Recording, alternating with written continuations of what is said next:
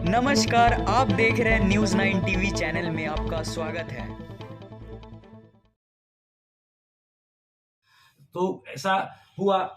तो उसमें मेरा ये कहना है कि टिपर घोटाला जो हुआ उसमें मैं कहीं नहीं था, क्योंकि सभी न्यायालय बराबर होते हैं, निचले अदालत, ऊपरी अदालत, सर्वोच्च न्यायालय तक जाना पड़ गया। उसमें मेरी अच्छी खासी खर्चा भी हो गया। उसमें सर्वोच्च न्यायालय में जाने के बाद सर्वोच्च न्यायालय ने सारा चीज़ देखने के बाद, सारा तथ्य देखा। हमारे वकील ने, माननीय सर्वोच्च न्यायालय के जो भटनागर साहब हैं और आरजा जी हैं, वकील जो हमारे हैं राहुल आरजा हैं, है ना, और भटनागर साहब ने बहस किया।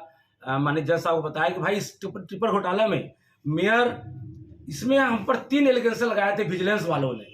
एक एलिगेशन लगाया था कि 16/8 को बैठक हुई थी, बोर्ड की बैठक हुई थी, और आपका हस्ताक्षर 25 को प्रोसीडिंग में क्यों है। भाई आप बताइए कि शुरू से परिपाटी चली आ रही, किताब में भी लिखा हुआ है कि बैठक जिस दिन होता है उस दिन सेम डे प्रोसीडिंग नहीं निकलता है कि कौन कौन पार्षद क्या क्या बोला ना बोला, सब वहाँ के नगर आयुक्त क्या करते हैं, अधिकारी लोग कौन पार्षद क्या बोले सब लिख के आता है। फिर नगर आयुक्त के यहाँ जाता है, नगर आयुक्त को पढ़ते हैं, गलत है, कुछ नहीं लिखा गया है। पढ़ने के बाद तो हमारे पास भेजते हैं, तो मैं पढ़ता हूँ, उसमें कोई अधिकार या कर्तव्य के बारे में गलत तो नहीं लिखा गया। तो फिर हम नगर आयुक्त को भेजते हैं। इस प्रकरण में लगभग 20 से 25 दिन लग जाती है। बोर्ड की बैठक है, क्योंकि वहाँ 49 पार्षद प्लस माननीय सांसद, विधायक सब लोग रहते हैं, तो 49 कम से कम 1 महीना 15-20 दिन लगता है। तो उसमें समय लगेगा ही। तो माननीय उच्च न्यायालय, माननीय सर्वोच्च न्यायालय इस बात तथ्य को समझा, उन्होंने इसमें क्लीन चिट दिया। दूसरा था, उस विजिलेंस ने गलत आरोप लगाया था कि महापौर की अध्यक्षता में क्रय समिति बनाई गई। ये क्रय समिति के कागज है। ये क्रय समिति बनाने का अधिकार हमको नहीं है। ये क्रय समिति बनाने का अधिकार नगर आयुक्त को होता है। पूरे शहर वासी जानते हैं। इस क्रय समिति में है नगर आयुक्त, कार्यपालक अभियंता महेंद्र सिंह, नंदकिशोर ओझा, कैमुदन सारी, प्रमोद कुमार सिंह, भरत चौधरी, सबका साइन है। इसमें मैं कहीं नहीं हूँ। तो मैं क्रय समिति बनाया नहीं, तो मैं कहाँ इसमें हूँ। माननीय सर्वोच्च न्यायालय देखा रहे क्रय समिति मेयर है ही नहीं, ये कैसे फंसाया गया। तीसरा एलिगेशन था कि क्रय समिति द्वारा भुगतान किया गया।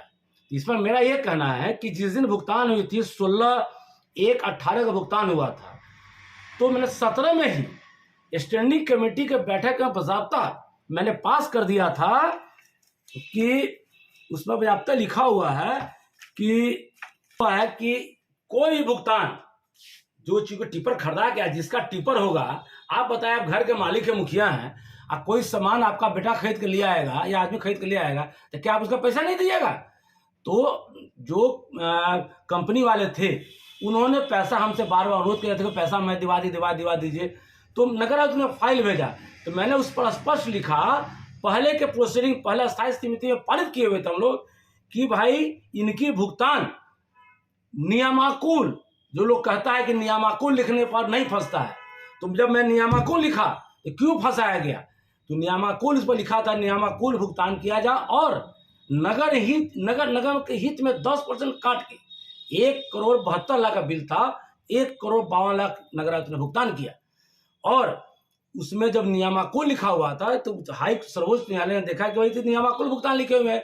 स्टैंडिंग कमेटी के सभी लोग वहां में थे, सभी लोगों ने पास किया, सभी लोगों ने भुगतान करके लिखा, हस्ताक्षर भी था, सबका हस्ताक्षर उस पर है। तो फिर सुरेश कुमार क्यों।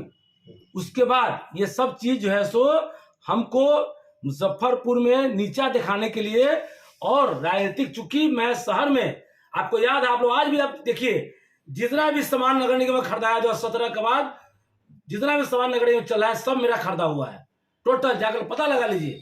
और ये छोटा मोटा टिपर का घटना जो है, ये झूठ मूठ फंसाया गया। और मजे की बात आप सुन लीजिए, ये साल भर पहले ये 1,72,00,000 बिल था, 10% काट के 1,52,00,000 भुगतान किया है नगर निगम टिपर के एवज में।